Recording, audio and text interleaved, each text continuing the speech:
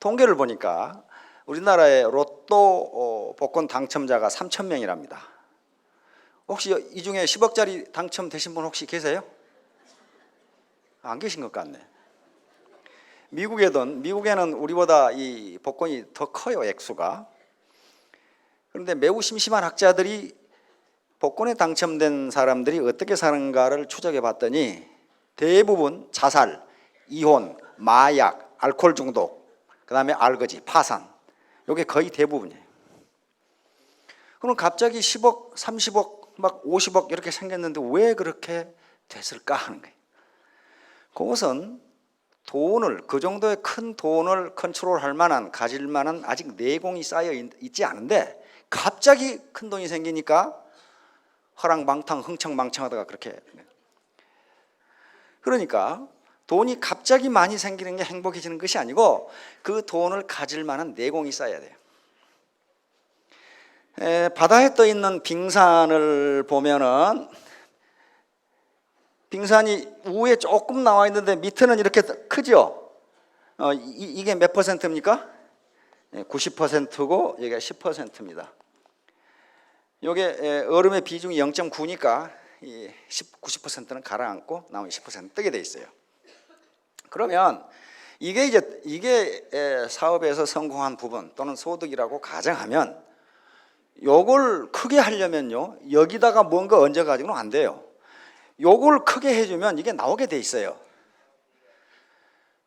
로또에 당첨된 사람들은 어떻게 생겼냐면은 이렇게 생긴 거예요. 이렇게. 다시 말하면 내공은 전혀 이 사람이 이 큰 돈을 컨트롤할 만한 내공이 없는데 그만한 캐패시티가 안 되는 사람인데, 다시 말하면 그만한 어떤 이 사람의 폭이 안 되는 사람인데 갑자기 이만큼 돈이 생기니까 이게 어떻게 된 거예요? 업사이드 다운한 거죠. 그러니까 오죽하면 미국이나 영국에서 한꺼번에 복권 돈을 안 주고 연금으로 주겠어요. 다 주니까 자살, 이혼, 마약, 알코올 중독, 안 그러면 알거지, 이렇게 되더라 이거예요. 갑자기 돈이 생기니까 어떻게 쓸지를 몰라. 그래서 반드시 돈은 자기가 땀 흘려서 벌지 않으면요 행복해지는 것이 아니라고 합니다. 자, 그래서 저는 요 90% 이 내공을 어떻게 키울 것인가 하는 것을 말씀을 드리려고 합니다. 자, 오늘 제가 제목으로 잡은 것은 재심 합력입니다. 여기서 많이 보신 분들도 계실 거고 이게 무슨 귀신 신나라 까먹은 소린가 그렇게 생각하는 분도 계실 텐데, 제자는 가지런할 제자입니다. 가지런할 제. 수신제가 할 때 그 제자예요. 수신제가는 저 어르신들은 다 아시죠? 예. 수신제가 할 때 제자입니다. 그러니까 몸을 닦고 집안을 가지런하게 한다. 그러니까 재심 합력은 많은 사람들이 마음심이니까 마음을 가지런하게 해서, 다시 말하면 많은 사람들이 한 마음이 되어서 힘을 합한다 그런 말이에요. 많은 사람들이 한 마음이 되어서 힘을 합한다. 요거 이렇게 하지 않으면요 네트워크 사업은 성공하기 어렵습니다. 그래서 집안을 가지런하게, 요 제가는 그러니까 자기 조직이라든가 자기 라인을 가지런하게 하는 것, 한 마음이 되는 거예요. 한 마음이 되면 어떻게 된다고요? 예, 치국이 되고, 치국은 우리 국내 시장을 석권하고 그렇게 되겠죠. 그리고 글로벌로 나가서 세계 시장을 석권한다, 평천하가 되겠죠. 그렇게 하면. 예. 그러니까 요 가지런할 제자예요. 가지런할 제자. 요것이 이제 애터미 사업의 성공의 아주 핵심입니다. 나 혼자 하지 않고 같이 더불어 한다. 중국 속담에 갑파치 셋이 제갈량을 이긴다 그렇게 돼 있어요. 제갈량 하면 모르는 사람이 없어요. 세계 최고의 참모거든요. 장자방이라 그 당시에 총나라 유비를 섬기는 군사입니다. 그런데 못난 갑파치 셋만 모이면 제갈량도 이길 수 있다. 그런데 그게 헛소리 같은데요, 요즘 학자들은 그것을 집단지성이라고 그럽니다. 어떤 개별지성도 집단지성을 이길 수가 없다. 이렇게 돼 있어요. 세상에 공짜는 없어요. 공부하지 않고 성공한 예는 지금까지 역사상 없습니다. 그런데 그러면 당장 거부감이 들 거예요. 헤이고 우리 이웃집 놈 공부 잘해가지고 서울대학 나왔는데 완전히 건달이더라. 이렇게 난단 말이에요. 그것은 공부에 대한 개념이 잘못 잡혀 있으니까 그래요. 우리 선조들은 공부를 그렇게 생각하지 않았어요.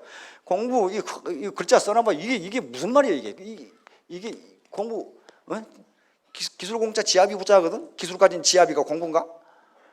이렇게 만들어놨어요, 이렇게. 그런데 학교에서 영어, 수학을 잘하고 성적이 좋고 하는 것도 공부는 공부입니다. 근데 그건 공부 중에 3분의 1밖에 안 되는 무슨 공부예요? 머리 공부예요. 머리 공부.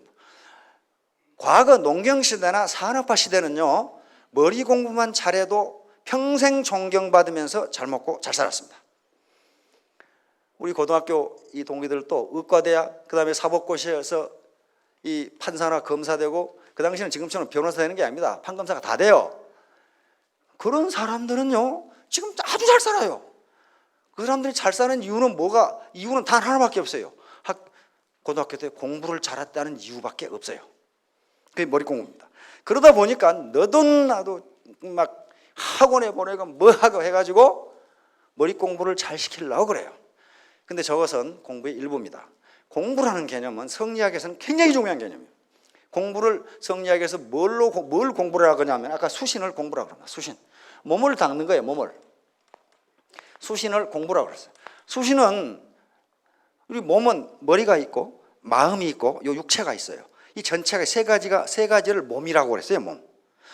그러면 머리 공부만 열심히 하는 게 공부를 잘하는 게 아니고 이 마음 공부를 해야 된단 말이에요. 마음 공부가 이 머리 공부를 이건 이 쿨헤드, 냉철한 이성을 의미합니다. 뭐 판단력이 있어야 돼. 뭐 알아야 면장한다고? 뭘 알아야 올바른 의사결정을 할 수가 있습니다. 일반적으로 경제학이나 경영학에서 이유는 불확실한 미래에 대하여 올바른 의사결정을 한 대가다, 그렇게 돼 있어요. 그러니까 올바른 의사결정을 하지 못하면 이윤이 나는 게 아니라 손실이 나게 돼 있습니다. 그러니까 냉철한 이성, 이것이 머리 공부입니다. 그 다음에 이제 마음 공부는 이게 warm heart예요. warm heart, 따뜻한 마음입니다. 이게 아무렇게나 사기쳐가지고 돈 벌어서 잘 살 것 같은데요, 근데 그런 놈 한두 놈 못 봤어요.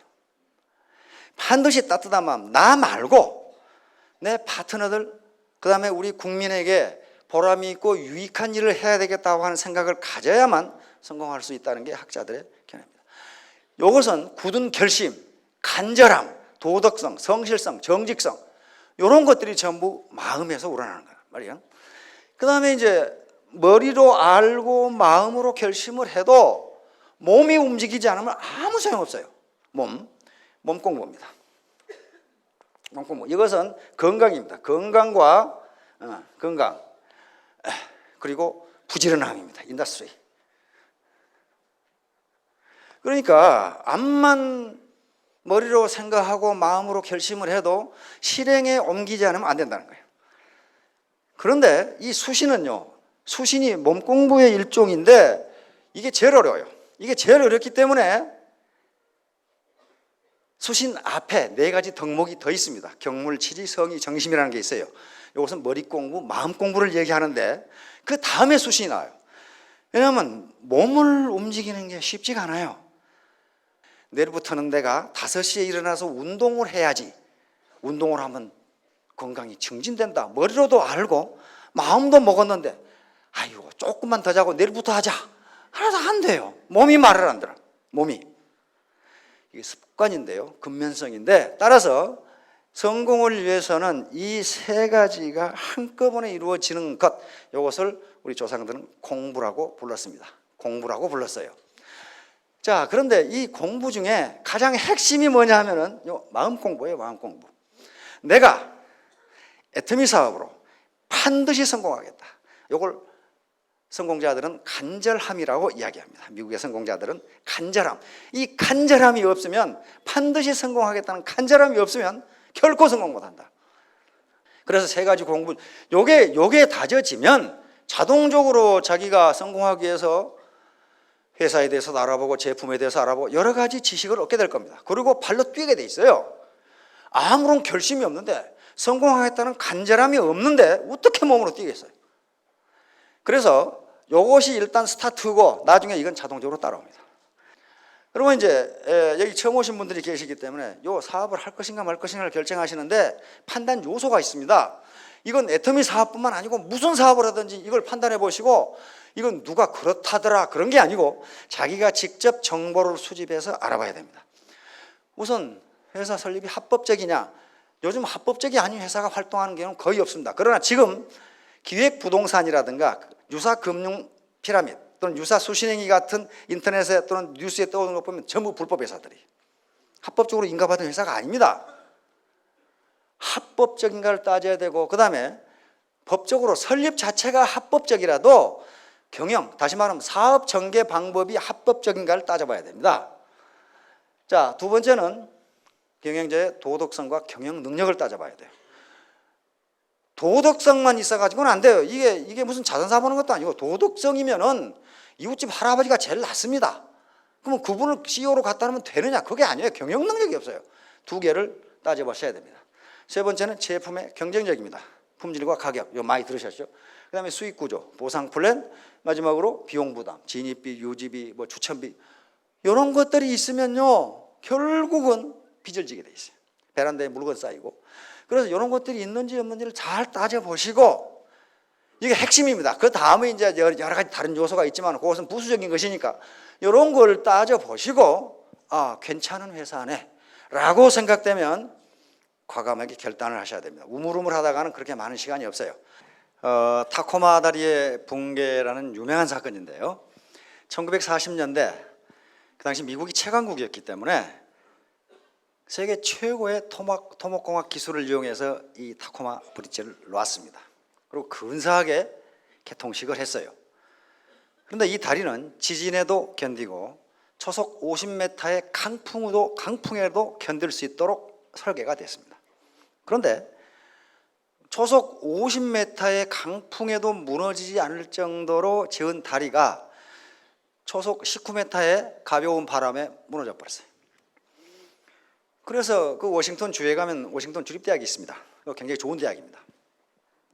그 학자들이 어째서 무너졌는지를 연구하기 시작했어요. 왜 이게 무너졌는지, 그 미풍에 왜 무너졌는지, 그걸 연구하다가 결국 아까쯤에 그 공식을 발견하게 된 겁니다. 다시 말하면 모든 물체는요 고유 진동수라는 게 있습니다. 고유 진동수라는 게 있는데, 그 고유 진동수와 같은 진동수를 가진 외력이 작용하면 진폭이 무한대로 커지면서 붕괴돼 버려요. 그러니까 아무리 작은 힘이라도 여러 사업자들이 같은 목소리를 내고 같은 재심 합력을 하면요 그 힘이 무한대가 됩니다. 무한대예요. 그게 시너지 효과입니다. 요게 다리의 요 진폭이 바람의 강도, 다리의 고유 진동수, 바람의 소용돌이 진동수, 요 W0하고 W1이 비슷해지면 요 분모가 뭐가 되냐면 제로가 됩니다. 같아지면 제로가 되죠. 제로가 되면 이 값이 뭐가 돼요? 네, 무한대가 됩니다. 진폭이 무한대가 된다는 것은 무너진다 그런 말이에요. 무너진다. 그래서 애터미 사업에서 왜 반팽이들이 성공하는가 하는 것은 이 타코마 다리가 잘 보여주고 있어요. 아무리 미풍 같은 적은 힘이지만은 같은 목소리를 내면 그 힘이 무한대가 된다 그런 얘기예요. 50m 강풍이 불었으면 이 다리는 무너지지가 않습니다. 왜냐하면 이 고유 진동수가 19m 바람하고 똑같았거든. 그러니까 19m보다 더 약한 바람이거나 더 강한 바람이 불어도 이 다리는 끄떡없다는 말이에요. 하여간에 이와 같이 아무리 작은 힘이지만은 같은 목소리를 내면 무한한 시너지 효과를 얻을 수 있다 그런 얘기입니다. 이건 지금 현재 다리입니다. 이 현재 다리는 여기서 바람이 불었을 때에 이 고유 진동수가 나오지 않도록 설계를 했답니다. 안 그러면 또 고유 진동수 같으면 이게 무너져 버리니까. 다음, 여기 서울 테크노마트인데요. 여러분들 보도 보셨죠? 서울 테크노마트가 흔들린다. 그래가지고 사람들이 대피하고 야단을 했는데 공학자들이 왜 흔들렸는지를 전부 조사를 했어요. 이게 설계가 부실하게 된 건지 뭐 때문에 이게 흔들렸는지를 조사했단 말이에요. 공학자들이 지금 실험하는 장면입니다. 그런데 12층에 이런 헬스클럽이 있는데 새로 강사가 부임해가지고 아주 열정적으로 지도를 하기 위해서 태보를 했답니다. 태권도 권투 이런 거 있죠. 하나 둘 이렇게 하다 보니까 어떻게 됩니까? 이게 힘이 점점 가해지는 거예요. 가해지는데 흔들리기는 어디서 흔들렸냐면 30층에서 흔들렸어요. 여기 바닥에서 구르는 태보의 진동수가 30층 진동수하고 같았던 거예요. 그럼 거기서 흔들린 거예요. 다른데 이 바닥은 전혀 이상 없고 진동수가 다르니까 거기 진동수가 다르니까. 그래서 공학자들이 실험을 하면 어때요? 그냥 아무렇게나 뛸 때는 이렇게 되는데 같이 뛰어버리니까 이렇게 돼버린 거예요. 진폭이. 그러니까 이게 계속 뛰어버리면 무너지겠죠. 그래서 이 헬스클럽이 폐쇄됐다고 그러더라고. 이와 같이 재심 합력, 같은 목소리로 힘을 합하는 건요 엄청난 힘을 가져옵니다. 자신도 모르는 파워를 가져와요. 꿀벌 있죠, 꿀벌. 꿀벌 그 통 주변에 가보면요 꿀벌이 많이 죽어 있는 걸 가끔 봐요. 근데 그것은 말벌의 공격이랍니다. 말벌은 말벌 한 마리가 꿀벌 500마리에 해당하는 독을 가지고 있답니다. 그래서 꿀벌이 말벌하고 1대1로 대결해가지고는 승산이 없어요. 금방 죽어요, 금방. 그러니까 전부 꿀벌 통 옆에 가면 죽은 시체가 그렇게 많은 거예요. 말벌 공격을 받은 거예요. 그럼 꿀벌은 어떻게 해야 되겠어요? 1대 500으로 해야 된단 말이에요. 1대 500으로. 1대 500으로 해도 들뚱말뚱 그러죠. 그런데 꿀벌이 말벌을 퇴치하는 방법은 열공격이라는 방법. 열공격이 뭐냐면은 말벌은 45도에서 47도 사이 이상으로 온도가 올라가면 말벌은 죽어버린답니다. 그런데 꿀벌은 그것보다 죽는 온도가 1도가 높아요. 1도가 높기 때문에 꿀벌 수백 마리가 말벌을 에워싸고 그놈을 안에서 온도를 높이는 거예요. 온도를 높여서 딱 1도 차이로 딱 죽으면 딱 해산하면 꿀벌은 안 죽는다고 말이에요. 1도 차이로 딱 말벌이 죽을 만큼만 포위를 해가지고 온도를 높여버리는 거예요. 그러니까 혼자 말벌을 대항할 수는 없다. 인적 자본을 1대1로 비교하면요 국내 유수 기업들에 근무하는 사람들보다 애텀에 오는 사람들의 인적 자본이 결코 많다고 할 수가 없습니다. 저요 1대1로 하면 집니다. 그들이 가지고 있는 인적 자본의 질이 훨씬 높아요. 그런데 그들을 이기려면 어떻게 해야 되겠냐? 1대1로 해가지고는 이길 수가 없어요. 그래서 재심합력, 여러 사람이 같은 마음으로 힘을 합하지 않으면요 그 사람들을 이길 수가 없어요. 인적 자본이 휴먼 캐피탈이 인적 자본이 더 적은 상태에서 그들보다 더 고소득을 올리는 유일한 방법은 재심 합력하는 길밖에 없어요. 같이 하는 방법밖에 없어요. 애터미 사업은 혼자 하는 게 결코 아닙니다. 아프리카 속담에 그런 게 있어요.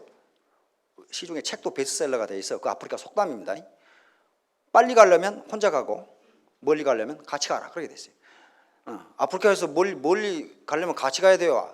안 그러면 어떻습니까? 중간에 사자한테 잡혀 먹히거나 뭐가 수가 있죠. 같이 가야 됩니다. 같이.